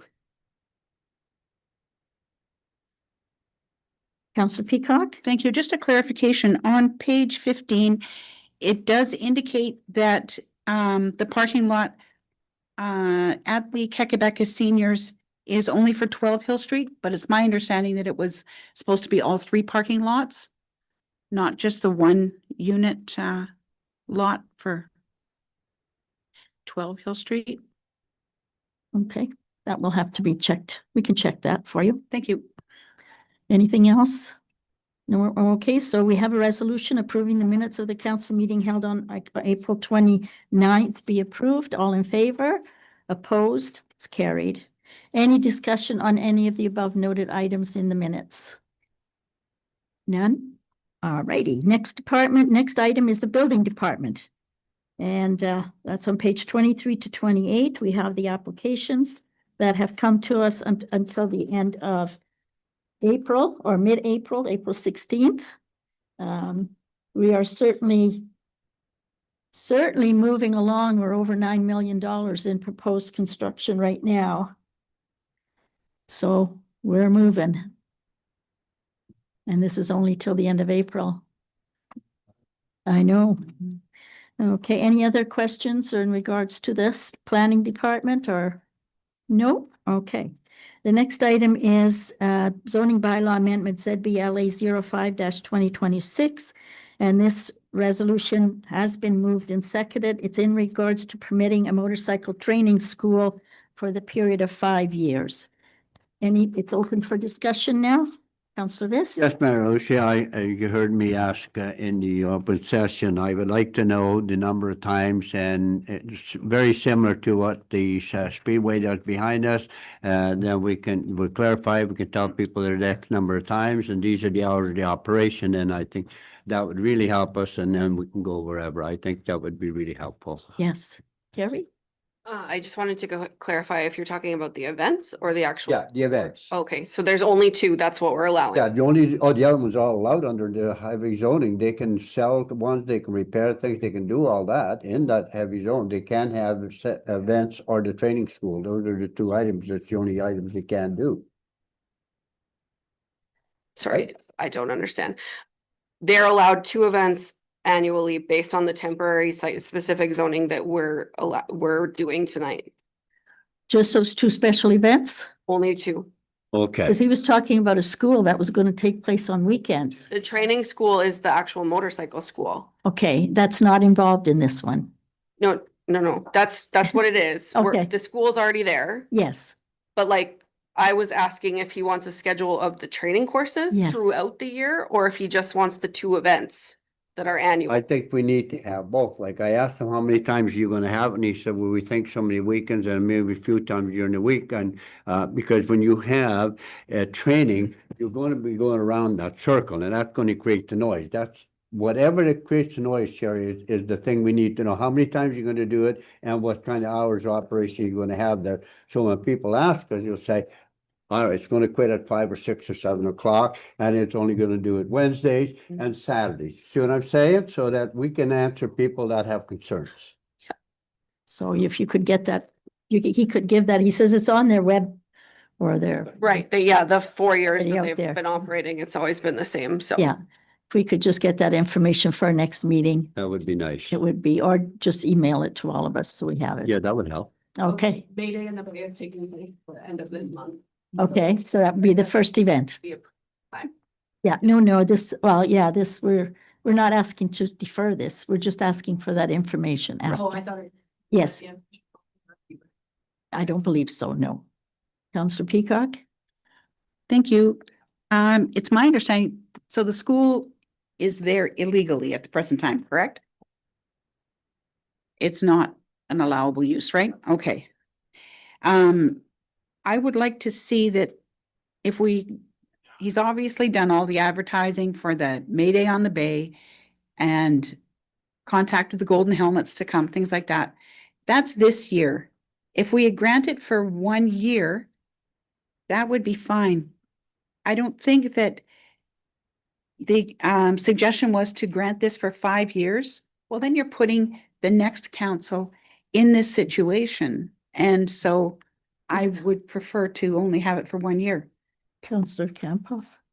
I asked the same question during the public meeting. Have we ever had any complaints No. of any sort about this facility? So I mean, I appreciate what you're trying to do, but why would we, like, if there's been no complaints, they've been doing, like, it's not there was stuff on social media that was talking about racing and all this stuff, which was a bunch of fear mongering. But I mean, if it doesn't look like it's potential for an issue, why are we making this just a bunch more work for administration in the future? Yeah. I'm in favor of as proposed, approving it for 5 years. Any Counselor Calvert? I'm not opposed to it. I'm just glad they finally done it. Like I said to them, like, we put out, how many letters did we send out from? Yeah, Oh, but- to. yeah, it was not Doesn't- there. Doesn't matter. Like, if I'm running an event, I know who owns it and I know what's going on. Like, that's them telling you that they didn't know about this was, Greg knew it was illegal. They knew, but they couldn't get the owner to move. So why did Quick they enough. run it? That's my point. If you were running something illegal, would you just run it to run it? Like, that was, I'm glad they've gone ahead and, you know, going to do it legally, Right, but they knew it was wrong. I'm glad they're fixing it, but that was, I think it was very irritating for a few of us. Maybe, you know, maybe not all, but yeah. for people acting like that. Mm-hmm. So that was my disappointment, but I say I'm glad that they're finally stepping up, doing the right thing. All righty. So any other persons have any comment? No? So I have a resolutions that been moved and seconded. I will call a vote. All in favor? Opposed? Carried. Comments on Bill 98. We have a resolution that's been moved and seconded authorizing administration to submit the comments on Bill 98, and it's on page 36 to 38.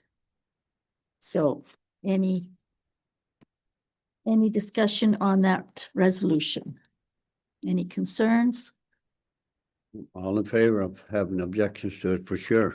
Okay, so again, it's been moved and seconded. I will call a vote. All in favor? Opposed? Carried. The next item we have is the resolution determining our summer schedule. Tuesday, July 14th at 5 p.m., Tuesday, August 4th at 5 p.m., and Wednesday, August 26th at 9 a.m. Is there any concern in regards to this? Again, the resolution has been moved and seconded. All in favor? Opposed? Carried. We now have a resolution in respect to going into an agreement with OPG for the advertising on the Zamboni. It has been moved and seconded. It's open for discussion. Counselor Peacock? Thank you. Would we be charging a fee to both the Cam River Fighting Walleye and the Norwest as suggested for additional advertising for that Zamboni? I have no idea. The current agreement with the Walleye, does not list the Zamboni as as one of their, advertising locations. However, they have for the past few years been, I guess, they have been advertising on the Zamboni. But the agreement, when we negotiate it in the future, because it's expired, and so we can specify that the Zamboni is not part of their rental of the arena proper, right? So, you know. Yes. Yeah, when I was speaking with Chad and the asset management coordinator about the area that the municipality could use, it was just to put the teams that are hosting, I mean, that play there, you know, Norwest Minor, to put them on there, just to, you know, that's their home rink. And the Cam River Fighting Walleye, we weren't thinking of charging those outfits any money to have a logo on the under part of the both sides. Yeah. Counselor Yeah, Calvert? thank you. If you notice at other rinks and that Zambonis, they'll have multiple like advertising on them. Yep. Whether they charge or not for some of these other ones, it's, I guess it's debatable, but there's lots of places like that. Yes. Well, the concept is they're the organizations that play there, so. Yeah, Exactly. Okay. yeah, that's fine. All righty. So we have the resolution. It's been moved and seconded. I will call a vote. All in favor? Opposed? Carried. Then we have a resolution for the MECP proposal for the Environmental Assessment Act amendments to improve the comprehensive environmental assessment process. It has been moved and seconded. Any questions in regards to this resolution? Councillor Peacock. Is it really improving the comprehensive environmental assessment process? Or is it kind of putting a whole lot of things under the rug and making it easier for some, but not all? This is the MECP that's making the proposal. They're not asking us. Councillor Viss. Yeah, I find it interesting when I read through the proposed changes. It says, your commentary rarely generates any feedback. And I thought, well, why are you here? Then it says the proposal is to remove the requirement, prepare, publish, and consult on the ministry review as well related provision.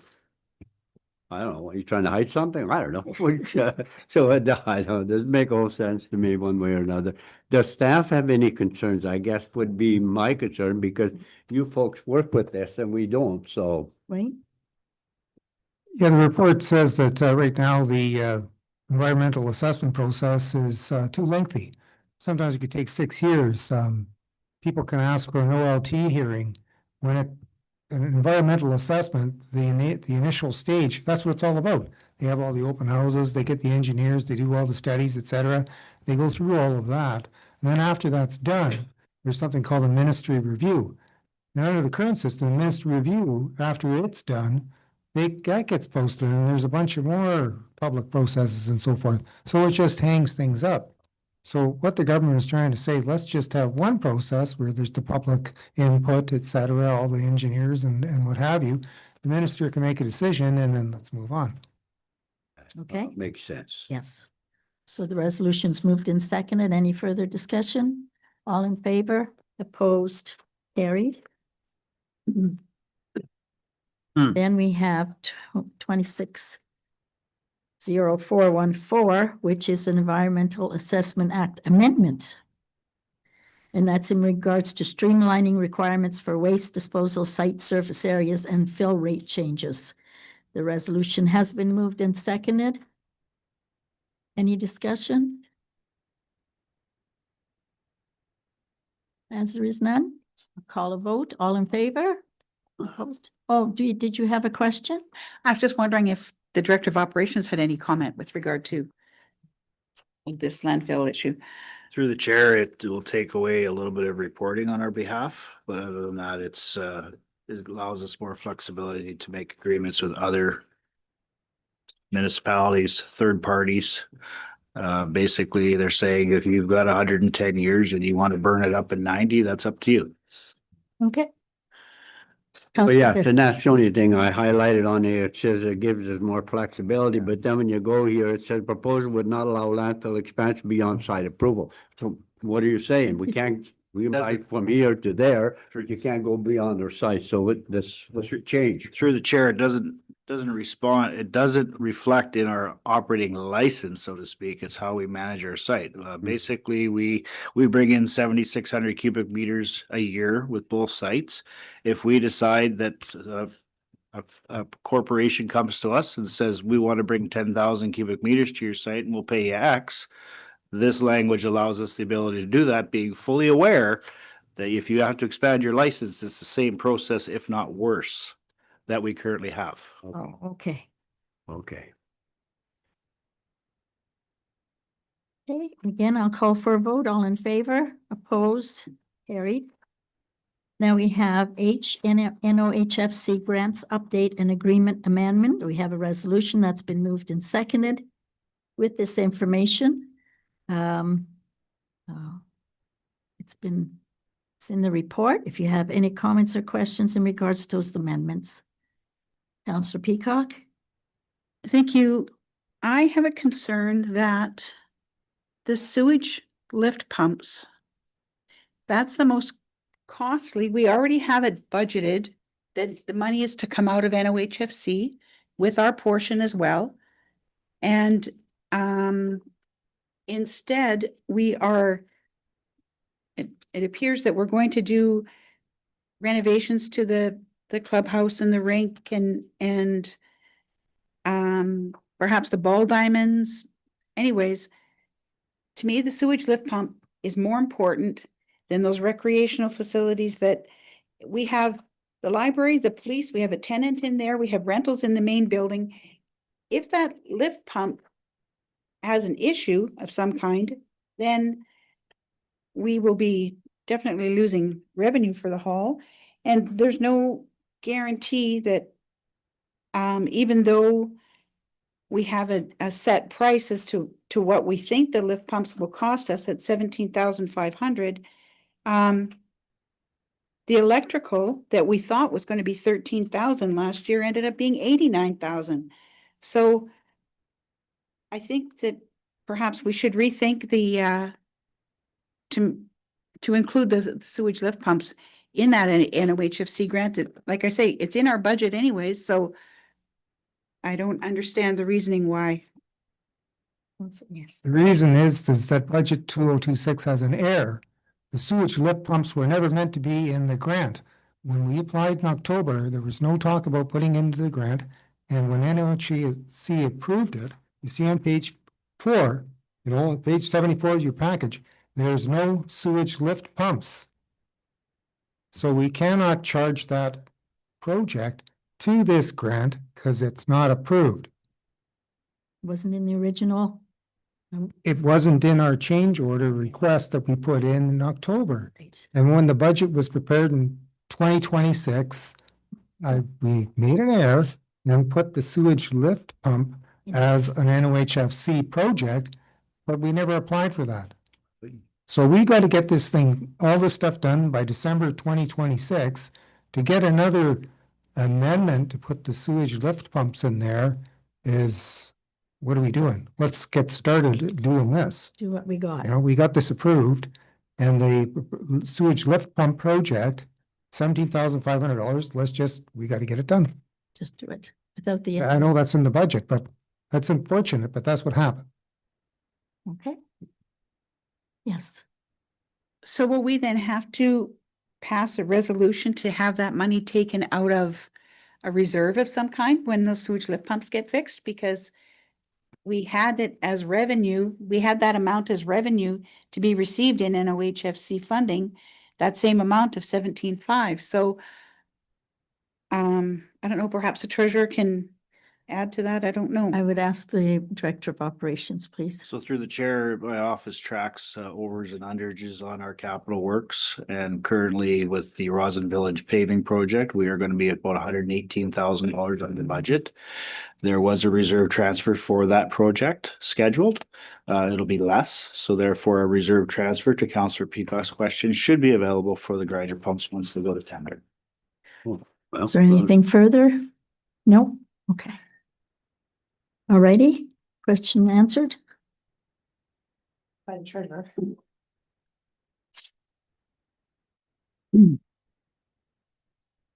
Okay, we have a resolution. It's been moved and seconded. Any further discussion? All in favor? Opposed? Carried. We now have an award of an RFQ 23-2026 for a fire department trailer.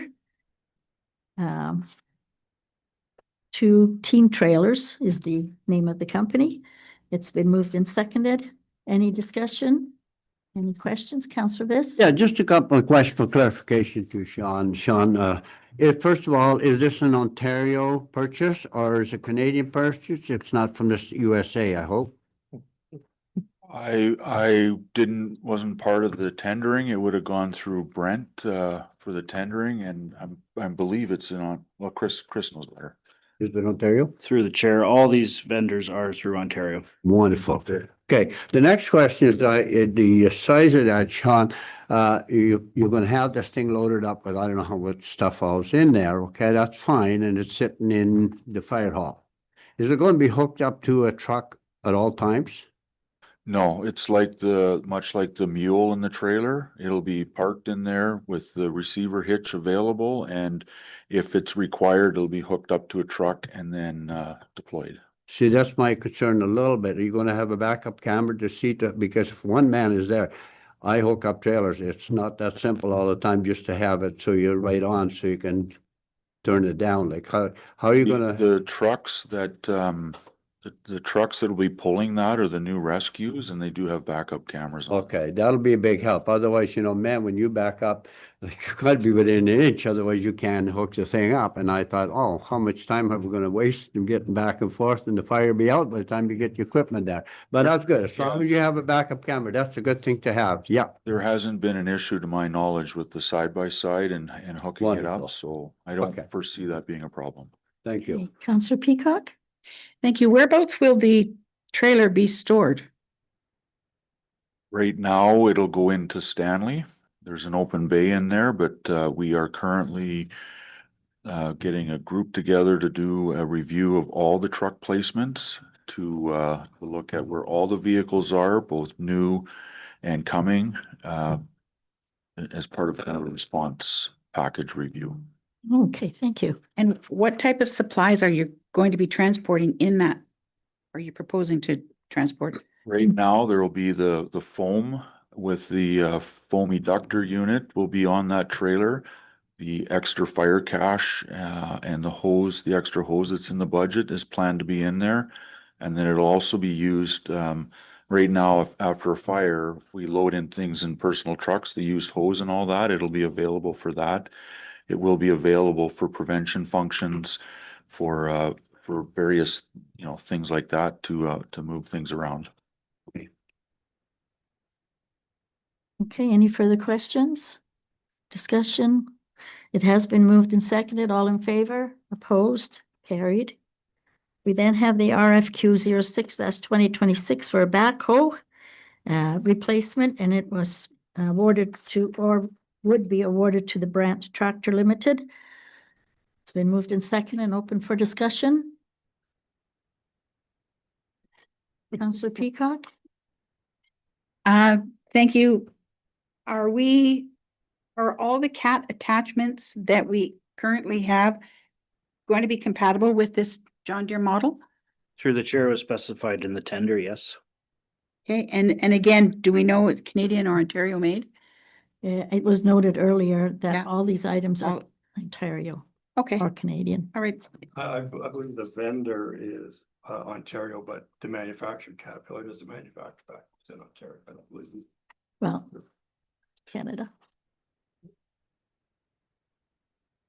And will there be any upgrades done to the backhoe that's going to be traded in prior to it being traded in?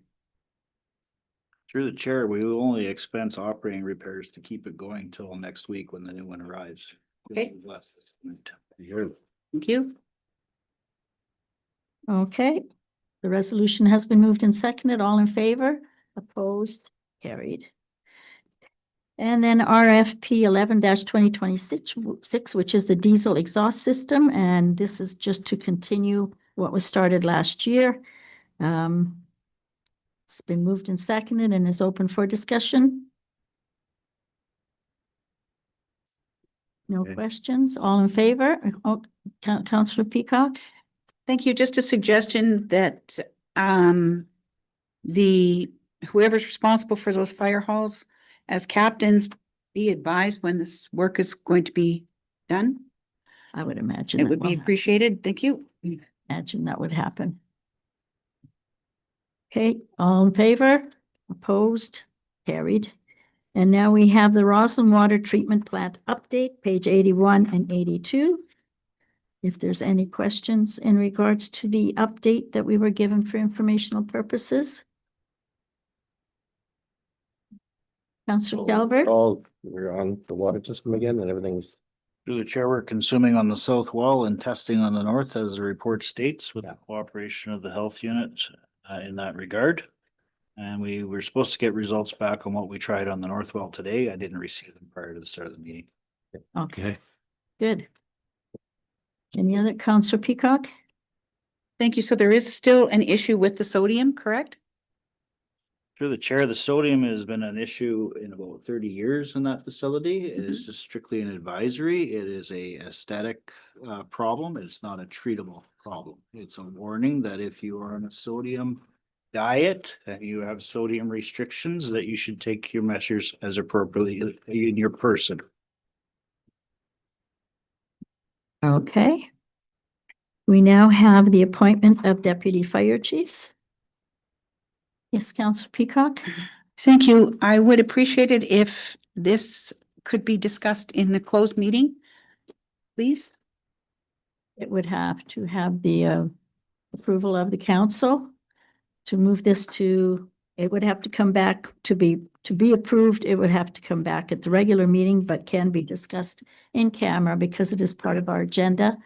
What is the feeling of our council? No, I have no problem with that. No problem. No problem. Does it matter one way or the other? No. Councillor Sean? Yes, I don't know if this is proper protocol, but I've got two of the potential deputies and I would ask that they attend the closed as well. Not. No. You know.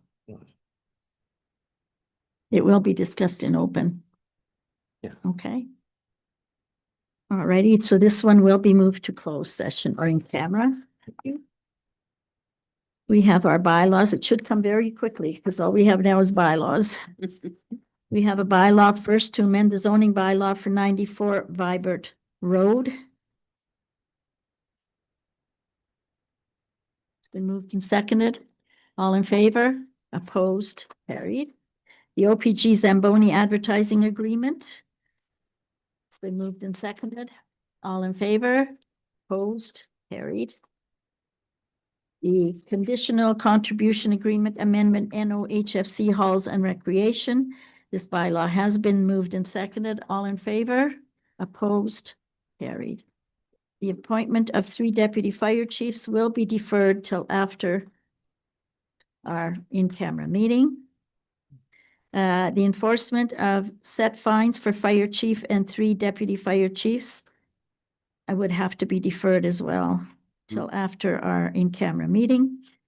Contract Air Technology Solutions Canada, Inc., RFP 11-2026. That's in regards to the diesel exhaust systems. It has been moved and seconded. All in favor? Opposed? Carried. And the contract for the John Deere 320P backhoe has been moved and seconded. All in favor? Opposed? Carried. We now have petitions and communications for information only, which is the DSAB Administration Board meeting minutes, and also their annual general meeting minutes and their newsletter, Impacts 2025 Annual Performance Report, NOHFC Board Reception.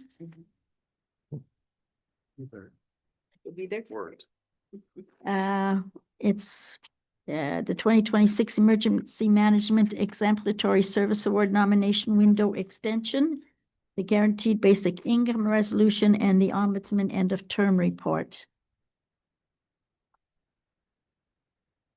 Nothing. Okay, new business, Councillor Calvert.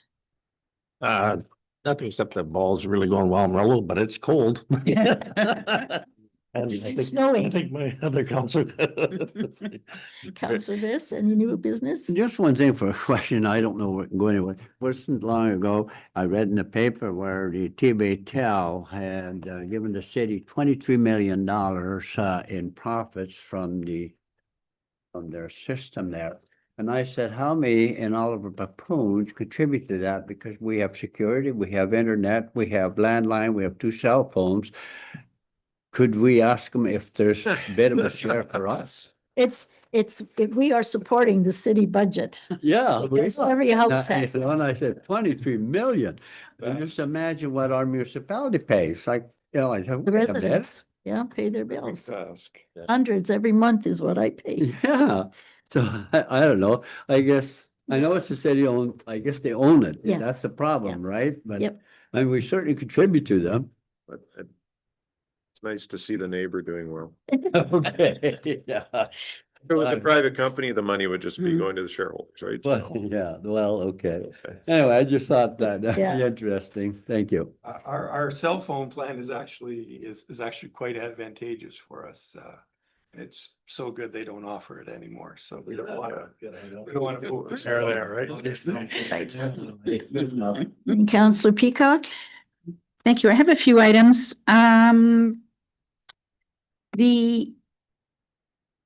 Is Hydro bringing more fill to our landfill site Through the Yeah, chair at the previous. present time? Not at the present time. Through the chair, we brought that report last time and closed. And Mhm. yes, they did ship, I believe, whatever $183,000 is worth, how many loads? And they are suspended. They're awaiting some sheet piling. There's some operational problems on site where they need to install some sheet piling before they can carry on. Okay. Okay, thank you. The boundary agreement with Nebing. Have we heard anything further from them or? I believe those are done, are they done at a certain time of every year? This one expired the 9th of May. Wait, It's an outstanding item. it's an outstanding item. It's not happened yet. Okay. When available, could Town Line Road north of John Street please receive some maintenance? I'm sure it's scheduled, but there's quite a bit of washout areas on that road. Anything else? Cemetery Sunday is usually in June. Usually the first Sunday in June. Okay, we think don't it's the meet first- and the cemetery meeting doesn't meet until a couple of weeks yet into May. So is it possible that that notice be put in the newsletter as to what day that's going to be? Yes. We've done it before. We put it out without the cemetery board's approval. It's always a routine thing. Okay. I thought it was the first Sunday. It's the second weekend. Second weekend, sorry. Okay. I know it's Yes. scheduled every time, yeah. Saturday, Sunday, cemetery weekend now. Free dump days are coming up next week. Just a reminder to residents and also thanks to the organizers of the cleanup days that I understand there's gloves and bags here available to pick up. So thanks to the staff for helping out with that as well. And as a representative with the health unit, just I'm sure you've all heard, but they were finally able to find a medical officer of health and CEO for the municipality. His name is Dr. Greg Holtzman, and he'll be starting with the health unit on June the 8th. Dr. Jamil will be sticking around for a little bit to guide him along the way. Okay, Thank you. terrific.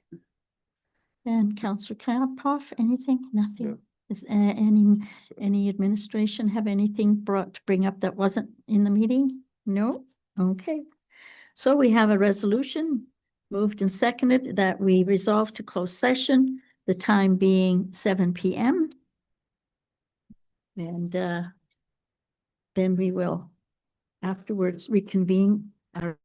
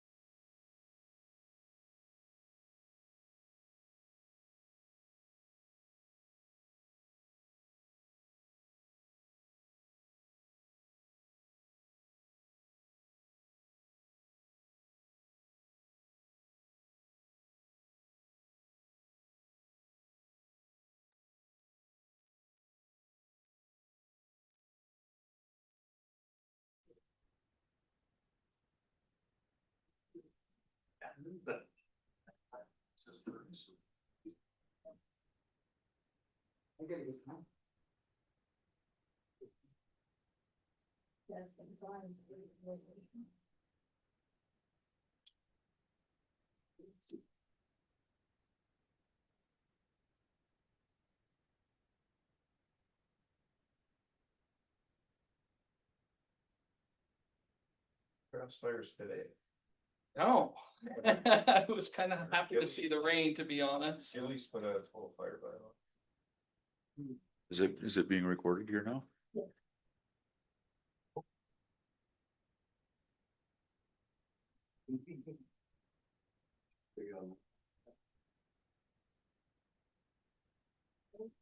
Back into our regular meeting, we have two resolutions. The first one is resolution number 1, recommending the following appointments being approved: Deputy Fire Chief Operations James Sickles, Deputy Fire Chief Operations is Shane Zimmer, and Deputy Fire Chief Prevention with Sean Holt. Okay. And so this resolution has been moved and seconded. It's open for discussion. All in favor? So we do have James Nichols here and Shane Zimmer in the back. Kluche actually flew to BC for his mother's birthday, 80th birthday and Mother's Day, so he. Birdies. Hey? Birdies. I know. So yeah, he sends his regrets, but he's excited to move forward with this as well. Hopefully this will take some. Vote on the meeting. It will. It will. It will. Absolutely. Okay, so on my resolution number 2, that we recommend the following personnel be authorized as provincial offenses officers for the enforcement of the bylaw 811-2014, which is our burning up and off. You've got your badge numbers on this thing. Don Lance. I guess by your chief. So moving seconded, all the discussion, I have to ask that. All in favor? sidearms?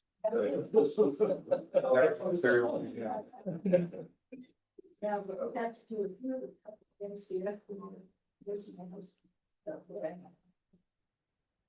Okay, so we have a resolution in the closed session minutes of April 29th. It's been moved and seconded.